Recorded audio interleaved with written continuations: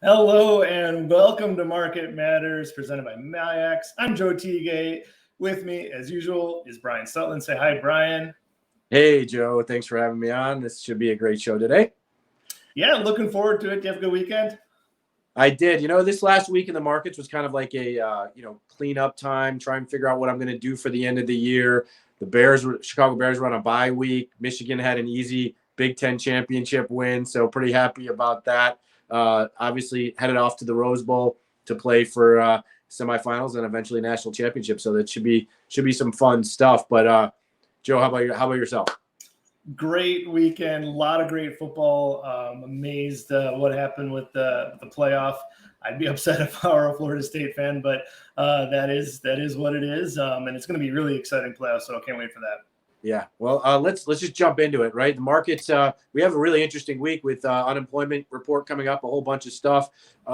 Joe, you're seeing some changes maybe in a little bit of a market sentiment. So why don't you sort of give us a rundown on what we expect this week and what volatility and spikes is doing? Yeah, let's get into it. Weekly preview here. This is really critical for me looking at options, looking at what's going to happen this week. We got some interesting earnings this week. Just looking down the list here. NIO, that's an interesting car company out of China. I like watching that one. Chewy's an interesting one as far as retail go. Online on-time retailers are going. Maybe a little discretionary spending. How much are people spending on their pets? GameStop, always exciting and fun. Always a big move on their earnings for the past few years anyways. But we're going to look at C3. That's an AI company. That's going to be what we're going to be trading later today. I think it's going to be a little bit of heat check for the current market environment. AI has been the name of the game this year. So we're going to be trading that later in the show. As far as economic data this week, not a ton going on except this employment report. That is the biggie. That is going to boom the market. That's kind of like an earnings release for the whole economy. Really is how is the economy doing? Are people going to reacting to the revisions? I've been talking about how the Fed's now paused. We're pricing in some cuts next year. When the cuts do come, that probably won't be good for the economy. As long as we're paused, the market does. When the cuts do come, that won't be good for the stock market. As long as we're paused, the stock market usually does well. So for me, this is going to be a good news is good news situation. A bad news is bad news situation. Good economic numbers. I think the market will do just fine. Let's look at this, sentiment index here. Last week, I mentioned we had a tick up in the bullish sentiment and a tick down in the bearish sentiment. We got another instance of that this week. We got a bigger bullish tick this week and an even lower bearish sentiment this week. And maybe it's not surprising we're seeing a negative market this morning, but that's when I start to look at this as with my contrarian eyes on and sort of say, hey, something doesn't quite look right here. Remember, the start of November, we had basically a 52-week high for bearish sentiment. Then we saw a 10% rally in the market. So that's really what I'm looking at here. And we're getting close to those levels. Looking here at the spike index, still very low levels for volatility in the low teens. I'm going to need something, above 15. If you look at this area here, I think right in here is a critical spot for me to get over there. If we get over that little hump, I think maybe the bears or the bears for the market might have something to hang their hat on. But right now, it just seems like the bulls are in control, and every dip will be met with some buying activity. And let's just take a look at this chart here. Now, this is kind of for volatility traders, this is something important to understand. So, people always think of volatility being a contrarian index and a contrarian way of looking at investing. And, I like to focus on that and lean on that contrarian narrative a lot. But just remember, low volatility does not always mean, the market's about to have a huge dip to the downside. In fact, when you see levels like we are right now, actually the market does pretty well over the next 6 months. If you look, the base case is here for a nice return over the next 6 months. So the market's really keying in on that. And sure, is it possible the market might have a nosedive in the next 6 months and have one of these spots down here down 10%? Sure, that's possible. That's not really the base case. What I like to look at in the VIX and volatility in the contrarian narrative is like, let's say, for example, today, like today, the market's lower, volatility is higher. Tomorrow we recover, but volatility does not go down. That's going to tell me something. That's kind of a clue. Or let's say we do have a 3% pullback over the course of the next 2 weeks, and volatility goes to the mid-teens, like goes to 16, 17 in the spike index. And then let's say the market does recover, but we do not come back down from that 16 area in the spike index. That's, for me, is when we're going to be in this window here where we got. Well, in this window here, sorry, where that's where I'm looking for, the downside, and it's going to happen when you would expect the spike index to be lower, but it's not really as low as it should be. That's kind of the clue that I'm looking for. Brian, what's your take on that? Yeah, I mean, I would say the one thing that I'm looking at here is when you look at the spikes, it is somewhat elevated relative to the beginning of September, and the market is kind of in the same spot.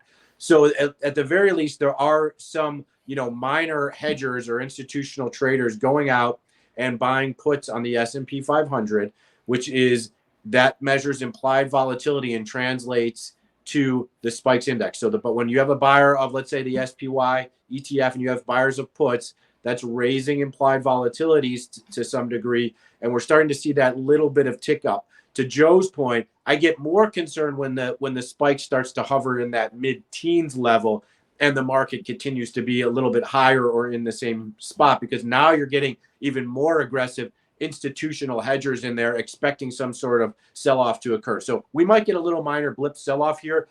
Maybe the S&P 500 trades back to this 4,500 level as sort of a pin into next week's Friday expiration. Keep in mind, that's the quad witching expiration here. So as we get sort of to these quarterly marking points, you tend to get these big magnets. And so 4,500 might be one, and that might be where we get a little bit of a blip up in the VIX or the spikes, I should say. And so we'll see how that sort of translates further into the next year in 2024. Yeah, bottom line is you start to see volatility get a little stubborn, get stick here in this mid-teens area when the market's going higher. That's when you're going to want to look out, and history suggests we might be in for a little bit of volatility trouble. So let's move forward here, talk about some big news of the day. Over the weekend, really, we should have mentioned this over the weekend. Bitcoin out of nowhere, just coming up with the rocket. Brian, what are you seeing here in NVIDIA?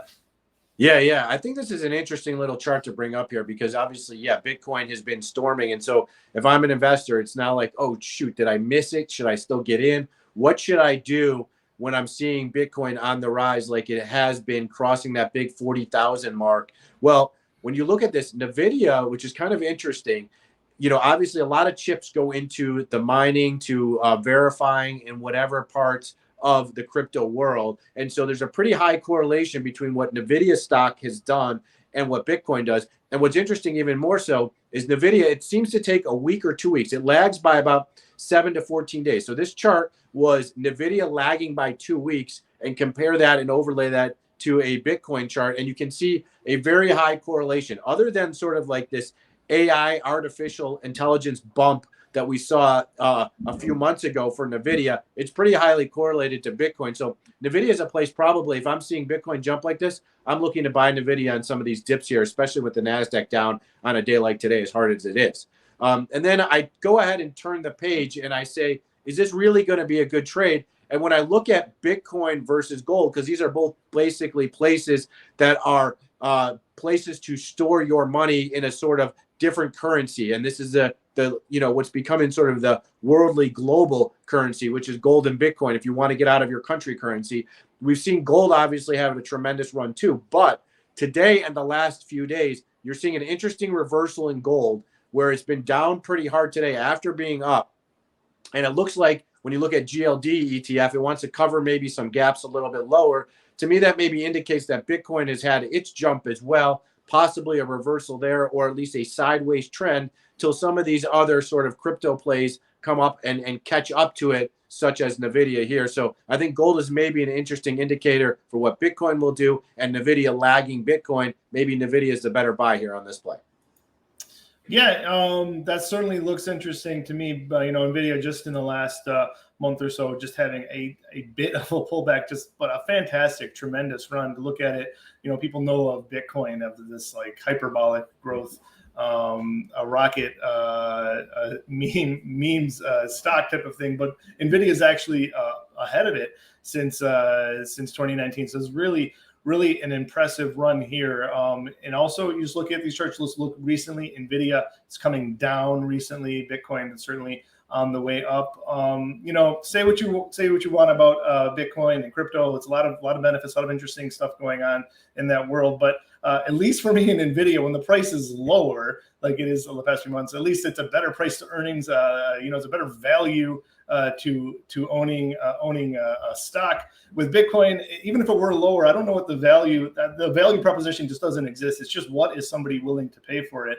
For me, it makes a lot of sense to play the crypto world with NVIDIA. There's a lot of other things going on, and we talked about the AI, but there's a lot of sound business reasons to be in NVIDIA. People aren't going back to smoke signals. They're going to need chips. We're going to keep on going forward in technology, and NVIDIA is well positioned there. For me, that's why it's one of the Mag 7. Absolutely. Yeah. So, well, obviously we have NVIDIA. That's a big growth name. That's something that we like, obviously, right now. But we have to review a trade, Joe. If we look back, let's take a look at what happened with Snowflake. Obviously, we outlined that trade last week or a couple weeks ago. We talked about a trade there. What did you make of this? I think, Joe, you kind of hit a home run on this trade here heading into earnings. What are you doing with this call spread that you had put on? Are you keeping it, closing it, putting on a new trade? What are you looking at? Yeah. You can call me DJ Khaled because all I do is win. This was the setup we had going into the event. I was saying we're in the middle of this channel. Makes sense for it to trade up to the upside of the top of this channel. It did exactly that. We put up this trade. We're risking 385, close to a 2-to-1 payout on that trade. So right now I'm just essentially short a put spread. It's fully in the money. I'm very comfortable holding this position because I kind of like this play, even if it were to below 182.5. It seems like at this point would be a good spot to buy it, given the fact that it's at 186. So I'm actually just going to hold it for a little bit longer. Let some of that premium just kind of dissipate out. I do kind of feel like the market's stable here. We talked about where the volatility levels were. We talked about maybe some pullbacks being an area where the bulls are going to come in and buy the dips. So I'm kind of comfortable here, just letting this premium just kind of dissipate, fade away. I got my eye on it, ready to close it if the market does have a little bit of pullback. But I'm very pleased with this trade, and I'd be happy to kind of roll it out, look out into January, look out into March. Sell another put, just kind of keep on this overlay type of a trade where I'm going to use some optionality, collect a bit of extra premium, increase my probability of success to stay long snow. Yeah, I like that. I like selling the put too if it sort of pull back a little bit. Obviously, keep a close eye on the call spread. Joe's obviously waiting for the max gain to occur, and that's probably the right play. But keep a close eye because you don't have to be too much of a pig. You don't need the full max gain. I never like to hold it necessarily all the way to expiration if I have a nice winner and the premium or the amount of more gain that I can be had out of this call spread is so minimal, I might look to take it off. And then if I really like the stock, if it's pulled back a little bit, I go ahead and sell a put. All right, next up, Joe, we got earnings. We got to talk more about earnings here. You hit nicely on snow. We have C3, which is the AI play. So this is basically an all tech show. We've been talking NVIDIA. We recapped snow. C3 AI is the ticker symbol here. Earnings Wednesday after the close. How are you playing this one? Yeah, this is another tech play, another AI play. AI has been the name of the market for 2023. Talk about the Mag 7. They're kind of leading the market forward, but really they're the best position to take advantage of the AI trend. That's really why they've done so well. Some of the smaller names, they've had really high valuations. It's been kind of trouble. It's been super volatile. And this is a C3 has been no exception. We've seen a ton of volatility in this one. So it's really high valuation. Of course, you look at this implied move. Yeah, it's pricing in a 12.5 or 12.3% move for the one day here with earnings coming on Wednesday, and the average move on earnings is 12.5%. So it's spot on for me. This is another case where I'm going to look at a call spread. Just got slightly in the money. 32.5 call spread, cost $1. Can turn that into 250, so the max gain will be 150. So not too bad risk reward. I much better risk reward than just being outright long the stock, because that's essentially about a 3% premium to outlay here. And we talked about the market makers are pricing in a 12.5% move, so it could be a much bigger. Could see a $3.5 move down easily. So I'm just going to play that market maker move to the upside. Turn $1 into 2.5. Fingers crossed. And if I do hit on that one, I'm going to turn it around and just be happy to be sure to put the same way I am in snow. Brian, what do you think of that? Yeah, I mean, the main point you made here is the 12% implied move and what we've seen in previous earnings. So, a $3 move, you're talking about a stock going from 30.50 potentially down to, let's say, 27.50. Here, you're only risking $1. So to me, I feel like I'm risking maybe a third of the losses only, and I'm getting a majority of the gains to the upside. Let's say it trades up to 33.50 or so. I get a majority, maybe 50% or more of those gains. So I love the risk-adjusted returns. When you look at C3 here, this is a company that has said basically they're spreading out their number of applications they're offering to the consumers. The question will be when earnings come out, have they spread themselves too thin where their margins are compressing because they're trying to get out to more and more applications?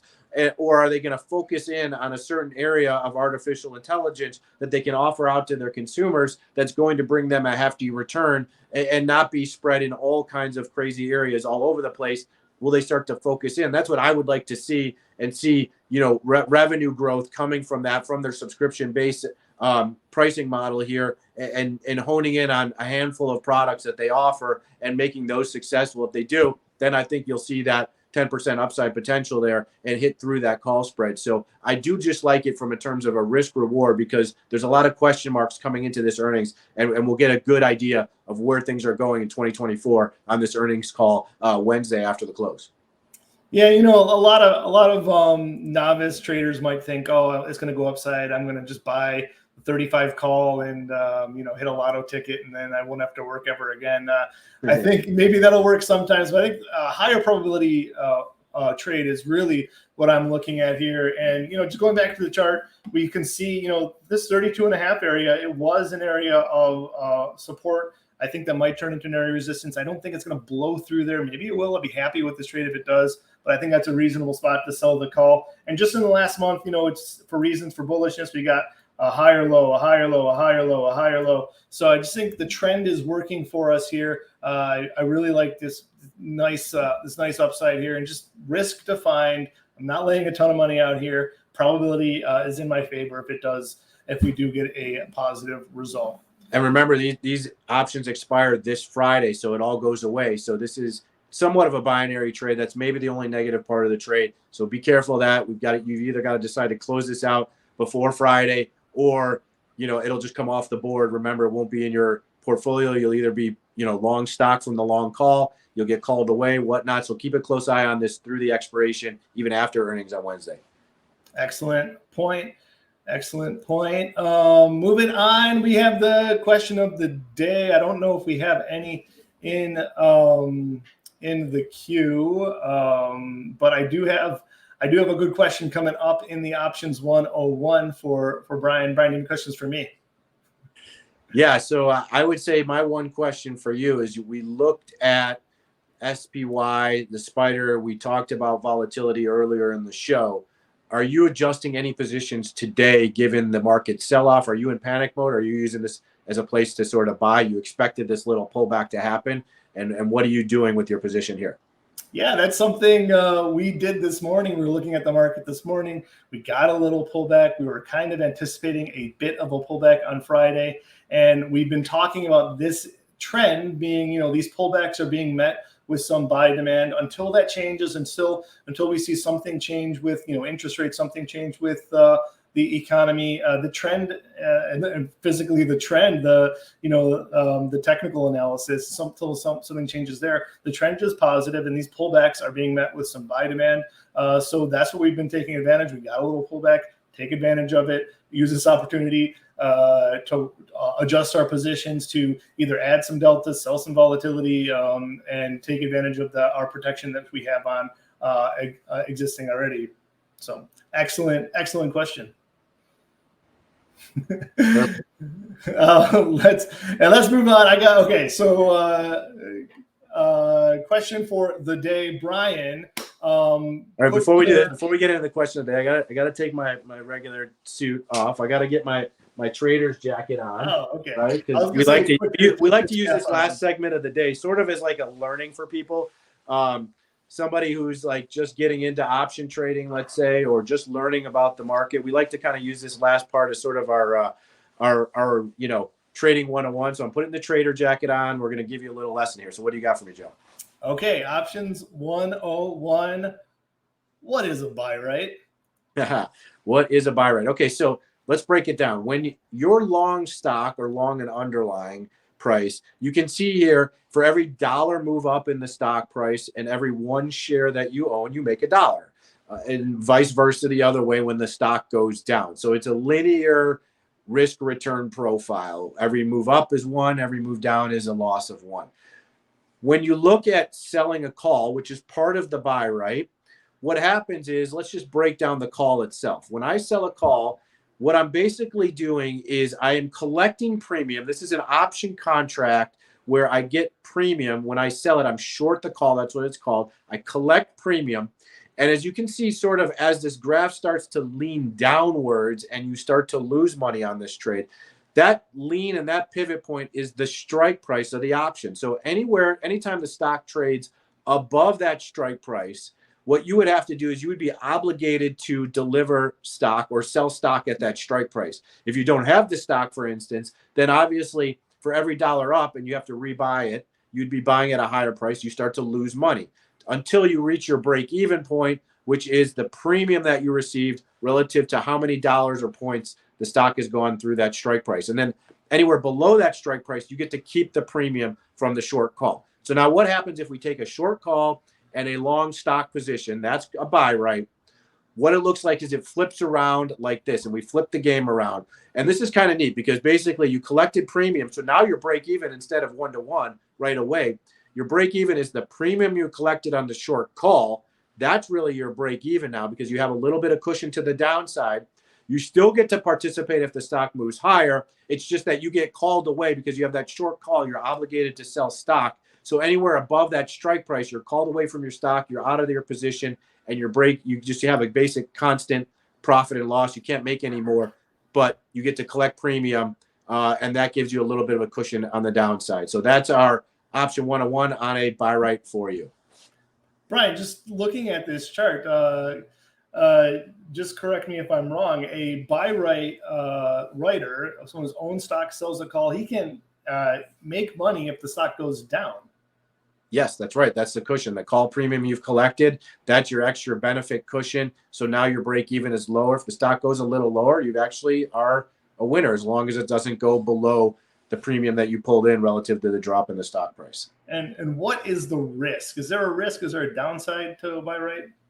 There is a risk. Obviously, you still own the stock. So if the stock goes to zero, you would lose all your money in the stock minus the premium you collected from the call. And that's why you don't lose 100% of your losses, but you lose a majority of that risk to the downside.